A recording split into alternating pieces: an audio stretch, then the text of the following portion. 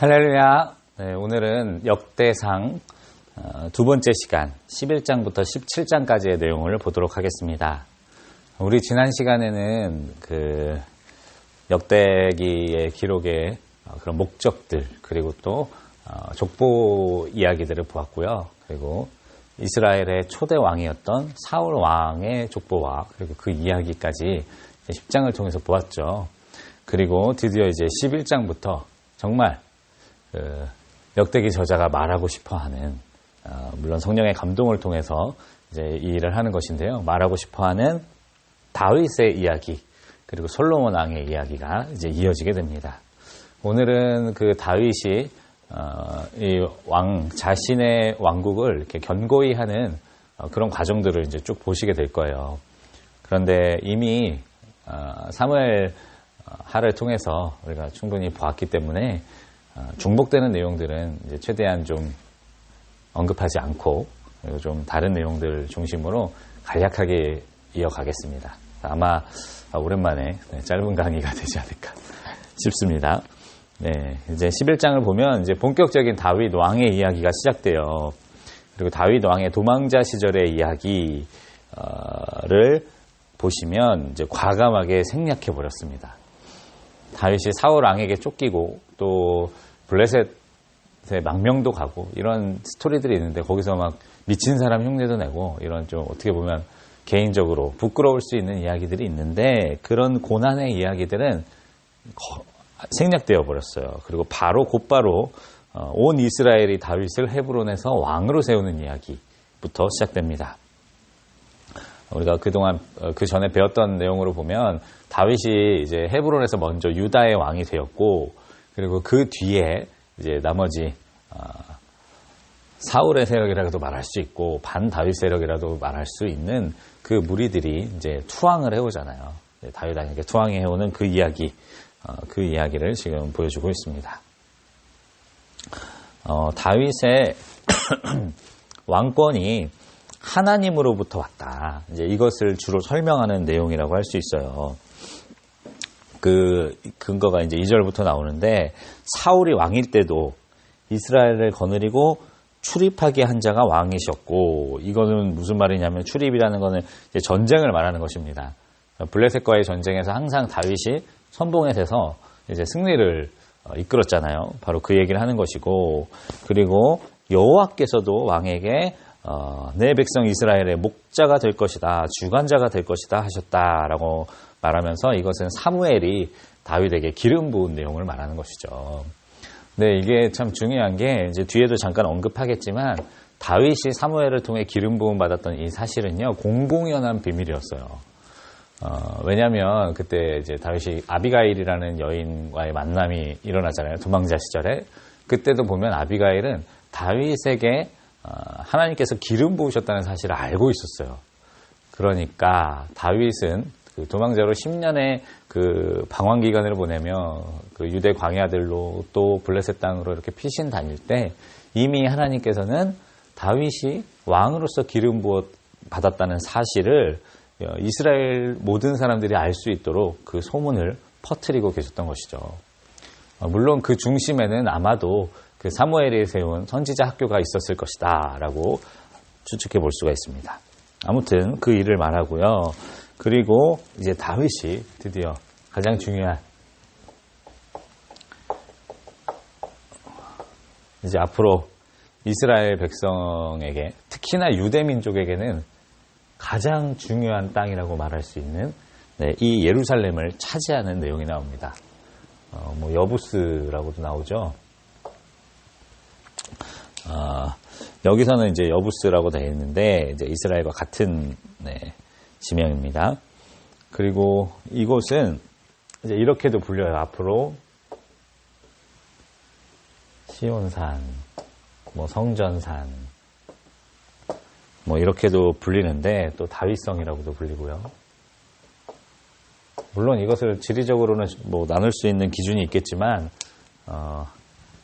그 넓은 의미로 다윗성, 시온산, 성전산 이 모든 것들이 다 예루살렘을 중심으로 이야기할 때 사용하는 용어들이고요. 그리고 이 예루살렘은 이것 때문입니다. 바로 성전. 네, 이스라엘 백성들이 그토록 그리워하고 또 결국 지금 이 시기, 이 포로 귀환기에 완성해야 될 위대한 과업, 바로 이 성전을 향해서 이 이야기들이 흘러간다라는 것을 아셔야 됩니다. 그러니까 예루살렘 입구는 사실은 성전이에요. 그만큼 이 성전은 더 중요합니다. 바로 이 성전이 예루살렘에 있었기 때문에 이 예루살렘이 이렇게 거룩한 성지가 되는 것이고, 또 그 거룩한 성지 안에 담겨진 이야기와 또 그것을 만들어낸 다윗이 또 이렇게 돋보이게 되는 것이죠. 아무튼 다윗은 분명히 여호수아 정복 시절에는 잠깐 이스라엘 백성들이 차지했었겠지만 다시 빼앗겨버린 이 예루살렘을 정복을 합니다. 그리고 그 과정에서 우리 그 유명한 장수 요압이 가장 큰 공을 세웠고, 그리고 그는 앞으로 이 사건 이후로 다윗의 군대 장관으로서의 역할을 감당하게 됩니다. 네, 중요한 포인트는 11장 9절에 있어요. 만군의 여호와께서 함께 하시니 다윗이 점점 강성하여 가니라. 네, 이것이 포인트죠. 하나님께서 함께 하셨기 때문에 다윗 왕의 그런 성공과 성취가 계속 연속해서 일어날 수 있었던 것이죠. 그러면서 다윗을 도왔던 용사들에 대한 이야기들이 쭉 나옵니다. 이제 사무엘 하에서도 같은 내용들이 나오는데, 이제 이름이 조금씩 달라요. 이름이 다른데, 물론 성경학자들마다 이거에 대해서 여러 가지 설들이 많이 있습니다. 그러나 중요한 것은, 몇 가지 표기의 오류도 있었고요. 그리고 또, 그 당시의 사람들은 지명으로 불리기도 하고 또 별명으로도 불리기도 했기 때문에 약간의 이름 차이들은 우리가 감안할 수가 있습니다. 아무튼 쭉 그 용사들에 대한 이야기를 하다가 우리 지난번에도 언급했던 세 용사의 이야기가 나오죠. 다윗의 수하 장수들 중에 가장 용맹했던 세 용사가 어떤 용맹을 보여줬느냐, 바로 블레셋 사람들의 진영 한가운데 그 베들레헴 성문 곁에 있는 우물을 떠서 다윗에게 갖다 줄 만큼 용맹했다라고 되어 있어요. 근데 이것은 얼핏 보면 세 용사의 용맹함을 이렇게 강조하는 이야기처럼 보이지만 사실은요, 이 다윗의 성품을 보여주고 싶은 내용입니다. 다윗의 리더십에 대해서 보여주고 싶어 하는 내용이에요. 다윗이 그 우물물을 어떻게 했죠? 이것은 우리 용사들의 피다. 내 사랑하는 부하들이 목숨 걸고 가져온 물을 내가 마실 수 없다. 하나님께 부어드리죠.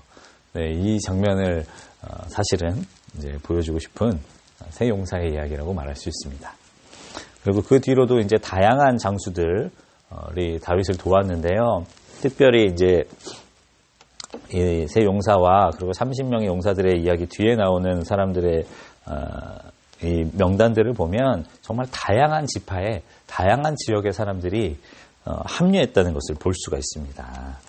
이 다윗이라는 그 리더십 아래 우물물을 마시지 않고 하나님께 부어드리는 이 다윗의 리더십 아래 얼마나 많은 사람들이 이제 모였는가, 이제 그것에 대해서 이제 말해줍니다. 12장으로 넘어오면 이제 베냐민 지파의 용사들에 대해서 앞에서 강조해요. 근데 이게 왜 중요하냐면 베냐민은 어디 지파입니까? 말씀에도 나오지만 사울의 지파죠. 사울의 동족인데, 그럼에도 불구하고 지금 사울의 동족 지파 안에 있는 용사들이 다윗을 따랐다라고 말하고 있어요. 그러니까 베냐민 이꼴 사실은 사울 왕의 지지 기반이에요. 다윗의 선왕이었던 이 사울의 지지 기반인데, 이런 베냐민의 용사들마저 이제 다윗에게로 합류했다. 이것이 주는 상징적인 의미가 대단히 강하죠. 왜 이렇게 했느냐, 여러 가지 이유가 있을 수 있습니다. 일단 사울왕의 폭정, 거의 말년에는 제정신이 아니라 항상 정신분열에 시달리는 하나님의 악령에 사로잡혀 있었던 이 사울이었기 때문에 당연히 정상적인 치리를 할 턱이 없었겠죠. 그리고 악신에 들려 있었기 때문이죠. 네. 그리고 또 뭐가 있을까요? 사무엘의 아까 말씀드렸던 기름 부음, 사무엘이 이 다윗에게 그 왕의 기름을 부었다. 이것이 또 아주 중요한 이유가 될 수 있죠. 이스라엘은 철저하게 하나님으로부터 출발된 민족입니다. 그러니 왕의 혈통이 아무리 중요해도 사실은 이 하나님으로부터 오는 기름 부음이 훨씬 중요하다 할 수 있죠. 그리고 앞서 말씀드린 것처럼 이것은 다윗만 알고 있는 비밀이 아니라 이스라엘 대부분의 사람들이 알 만큼 공공연한 비밀이었다. 그리고 또 뭐가 있었을까요? 다윗의 용맹함도 있었을 거예요. 다윗이 전쟁 때마다 앞서 말한 것처럼 사울보다 더 많이 출입한다는 건 전쟁을 위해 성문을 나갔다가 다시 들어오는 그걸 말하는 거거든요. 이렇게 용맹하게 원수들과의 싸움에서 승리를 이끌었던 장수이기도 했고요. 그리고 또 사실은 바로 앞에 나오는 용사들의 이야기를 통해 보여지는 다윗의 리더십, 다윗의 지도력, 이것이 또 아주 중요한 요소가 되었겠죠. 그래서 베냐민 지파, 사울의 동족 지파임에도 불구하고 베냐민의 용사들이 많이 이 다윗에게 합류했다라는 이야기가 이제 앞에 나오고요. 그리고 그 뒤에 보면 이제 갓 지파도 나와요. 갓은 우리가 아는 것처럼 이제 요단 동편에 있는 이 두 지파 반이죠. 두 지파 반 중에 하나가 이 갓이잖아요. 그러니까 이 갓 지파가 합류했다는 사실은 물론 이건 있어요. 그러니까 여기 앞에 나오는 지파들은 분명히 다윗의 초기부터 함께했던 그런 지파의 용사들일 것입니다. 그러니까 그들에 대한 예우를 함과 동시에 또 원수라고도 말할 수 있는 베냐민 지파마저, 그리고 심지어 요단 동편에 있는, 그러니까 이게 유다와 거리가 있는 요단 동편에 있는 지파의 용사까지 다윗과 합류했다. 이런 어떤 그런 의미도 볼 수가 있죠. 근데 물론 아마 다윗왕 초기부터 합류했던 이들에 대한 예우가 더 컸을 것이에요. 그리고 므낫세 지파에서도 또 넘어오고요. 또 유다와 베냐민 지파에서도 함께 도왔던 이들에 대한 이야기가 나오고, 그리고 이제 12장 23절부터는 결국에는 유다, 시몬, 레위, 그다음에 뭐 베냐민, 에브라임, 므낫세, 이사갈, 스불론, 납달리, 단, 아셀, 루벤, 뭐 전부 다 모든 지파가 결국 다윗에게 합류했다. 모든 용사들이, 이제 그거에 대한 내용들이 쭉 나옵니다.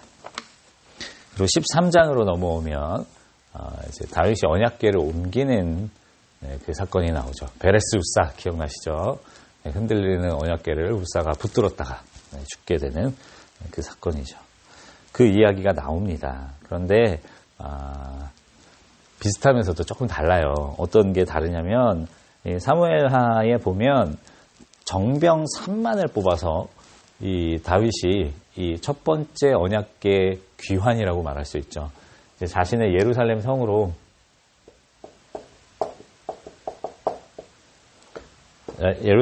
첫 번째 이제 언약궤를 모셔오는 이 귀환 과정 안에서 병사 3반을 동원했다는 이야기가 여기 보면 빠져 있어요. 왜냐하면 그것이 긍정적이지가 않거든요. 긍정적인 내용이라 할 수가 없습니다. 부정적 이미지죠. 그래서 그 이야기들은 또 빠져 있고요. 그리고 다윗이 그걸 가져오게 되는 목적에 대해서 강조합니다. 사울 때는 우리가 궤 앞에서는 묻지를 않았다. 그런데 나는 하나님 앞에 묻고 싶다. 나 다윗은 하나님 앞에 묻고 싶기 때문에, 그리고 하나님과 함께하고 싶기 때문에 이 언약궤를 가져와야 된다라고 밝히고 있어요. 이거는 이제 사무엘하에는 나오지 않는 다윗의 동기인데요. 네, 물론 이런 동기도 분명히 있었을 것이라고 생각합니다. 그러나 전에 강의했던 것처럼 그와 동시에 아마 정치적인 목적도 함께 있었을 것입니다.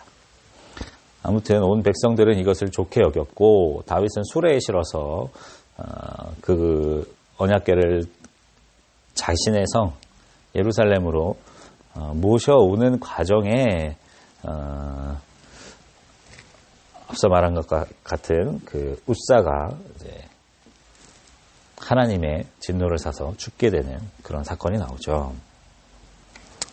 그리고 그 언약궤는 가드 사람 오베데돔의 집으로 갔다라고 되어 있는데, 다시 말씀드리면 가드 사람은 가드에 사는 레위인을 말하는 것입니다. 네. 가드 쪽에 사는 레위인 오베데돔의 집으로 언약궤가 가게 됩니다. 그리고 오베데돔의 집에 하나님의 큰 복을 주셨다라는 이야기를 다윗이 듣게 돼요. 그리고 그 뒤에 어떤 내용이 나오냐면 이제 다윗이 자신의 왕궁을 건축한 이야기, 그리고 블레셋과의 전쟁에서 승리한 이야기, 이런 것들이 나오는데요. 사실 이거는 순서가 바뀌었습니다. 이 사무엘하를 보면 다윗이 자기의 왕궁을 건축하고 블레셋과의 전쟁을 한 것이 앞에 나오고요. 그 뒤에 이제 언약궤를 모셔오는 내용이 뒤에 나옵니다. 그런데 여기는 지금 순서가 바뀌어 있죠. 왜 그랬을까? 아마도 이것 자체가 약간 이런 스토리를 만들고 싶었던 것 같아요. 그러니까 다윗이 하나님의 언약궤를 너무 모셔오고 싶었다. 그런데 그게 잘 안 됐다. 그래서 자기의 왕궁을 구축을 하고, 그리고 거기에 성전 둘 곳을 예비하고, 이제 뒤에 보면 15장에 보면 다윗이 자기를 위하여 궁전을 세우고 하나님의 궤둘 곳을 마련하고, 이렇게 나와서 꼭 자기의 왕궁을 지은 다음에, 성전이 아니죠. 자기의 왕궁을 지은 다음에, 그다음에 언약궤를 둘 곳을 따로 이렇게 마련한 것 다음에 언약궤를 모셔오는 것 같은 그런 느낌을 주지만 그렇진 않죠. 그런 순서는 아니었죠. 아무튼 이 내용들을 통해서 다윗 왕이 하나님을 사랑해서 건축도 했고 하나님을 사랑해서 전쟁도 한다, 이런 내용들, 어떻게 보면 다윗의 과를 덮을 수 있는 그런 이유에서 이렇게 순서가 바뀔 수 있었겠다, 추측이 됩니다. 근데 이걸 너무 뭐라고 하지 않아도 될 것은 사무엘과 그다음 열왕기의 역사가 존재합니다. 그게 없는데 그걸 없애고 이것만 만들려고 했다면 역사의 왜곡이라고 할 수 있지만 그렇진 않았거든요. 그것도 있었거든요. 그럼 그 말은 뭐냐? 이 역대기를 지은 사람에게 있어서 정말 이제 지금 완전 포로에서 귀환해서 아무것도 없는, 정말 희망이 없는 그런 자기의 동족들에게 계속해서 그런 뭐라 그럴까요? 이 감동과 또 힘을 주기 위해서 저도 이것 또한 성령의 감동에 의해서 했다고 할 수 있죠. 넓은 의미로 성령의 감동에 의해서 이런 순서의 재배치가 있을 수 있다 할 수 있습니다. 그 내용도 다윗에게 충분히 긍정적입니다. 일단 다윗이 자기의 공전을 건축한 이야기 뒤에 블레셋과의 전쟁 내용도 다 다윗이 하나님께 물어보고, 또 14절에도 또 하나님께 묻자오되, 이렇게 다윗의 전쟁, 다윗의 싸움이 하나님께 물음으로부터 이어지고 있다는 걸 보여주고 있어요. 물론 이것은 우림과 둠밈이 있었기 때문에 그 에봇, 대제사장의 에봇, 그 흉패가, 판결 흉패가 있었기 때문에 가능한 일이라고 할 수 있죠. 그리고 15장으로 넘어오면 다윗이 이제 그 언약궤를, 오베데돔의 집에 있는 언약궤를 온전히 자신의 성으로 모셔오기 위한 준비를 하게 됩니다. 그래서 언약궤를 둘 곳을 자기 그 성 안에 잘 마련하고, 그리고 레위 지파들을 불러서 이제 그들이 정말 레위 지파가 제사장다운 모습으로, 그리고 또 하나님께서 가르쳐 주신 방법으로 이 언약궤를 자기의 성으로 모셔올 수 있도록 다윗 왕 지도하에 그들을 교육하고 또 편성하는 모습을 볼 수가 있습니다. 13절을 보면 전에는 너희가 매지 아니하였으므로 우리 하나님 여호와께서 우리를 찢으셨으니 이는 우리가 규례대로 그에게 구하지 아니었음이라 하니, 라는 말을 통해서 다윗이 율법을 알고 있었다는 것을 알 수가 있습니다. 다윗은 율법에 능통한 자였습니다. 이 뒤에 이어지는 16장에 나오는 다윗 왕의 그 긴 찬가를, 하나님께 올려드리는 찬양을 보면 다윗이라는 인물이 얼마나 이스라엘의 역사와 율법에 능통한 자인지를 알 수가 있어요. 근데 그럼에도 불구하고 이제 베레스 우사 사건이 일어났다는 것은 참 안타까운 일이죠. 아무튼 그리고 이제 다윗은 우리가 잘 아는 것처럼 어린 시절부터 그 수금을 타고 하나님을 찬양하던 찬양의 대가였습니다. 그래서 하나님을 예배하는 것 중에 있어서도 음악적인 요소, 또 찬양 이런 것들에 대해서 아주 중요하게 여겼는데요.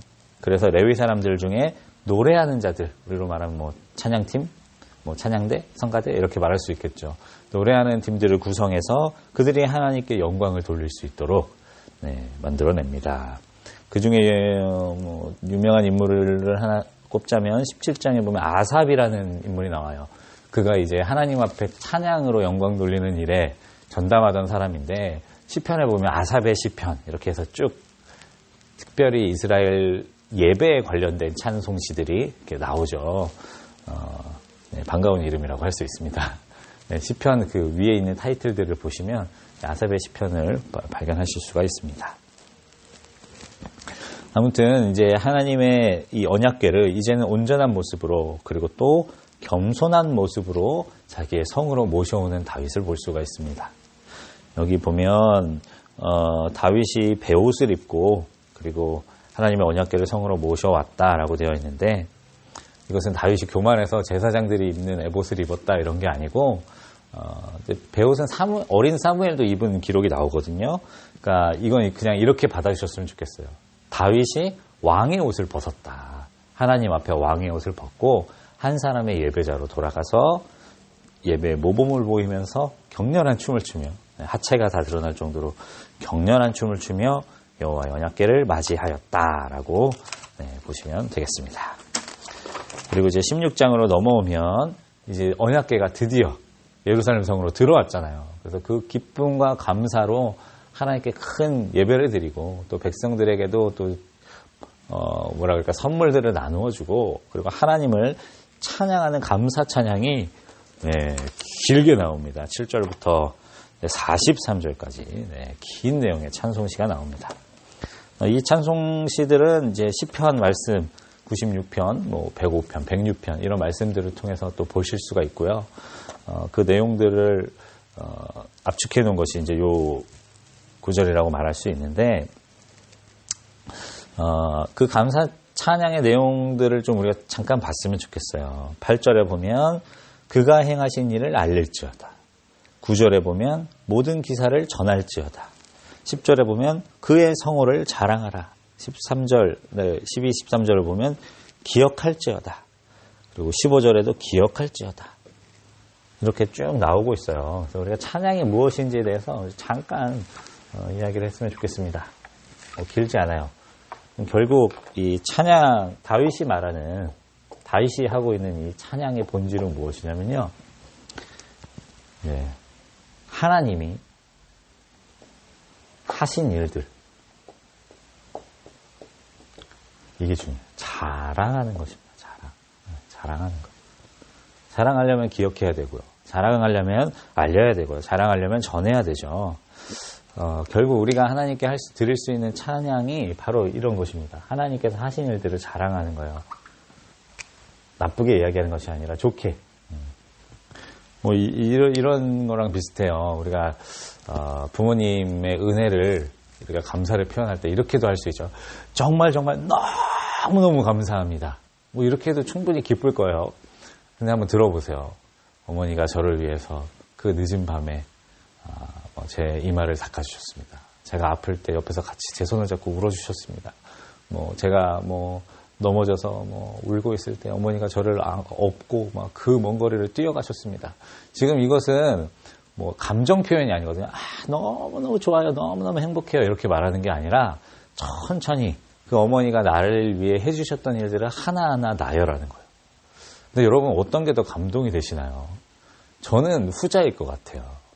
제 사랑하는 제자들이나 또 제 자녀가 제가 했던 일들을 하나하나씩 말해주기만 해도 그것 자체가 저한테 큰 영광이고 감사의 표현이 되고 즐거움과 기쁨이 될 것 같습니다.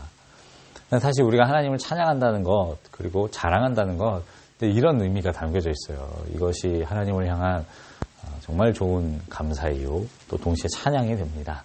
내 인생에 하나님이 하신 일들 하나하나 기억해드리는 것 그리고 하나하나 자랑하는 것 또 하나님께서 우리 인류의 역사를 통해서 하신 일들 성경에 기록되어 있잖아요. 그것들을 하나하나 기억하고 또 자랑하는 것 이것이 정말 하나님께 영광 돌려드리는 찬송의 방법이라고 할 수 있습니다. 자신의 감정을 막 이렇게 표현하는 것도 중요하지만 그것보다는 이 후자가 훨씬 더 좋은 방법이라고 생각합니다. 아무튼 이제 다윗의 시편들을 쭉 이 노래를 쭉 읽어보시면 그가 왜 이스라엘의 위대한 왕이 될 수밖에 없었는지를 알 수가 있습니다.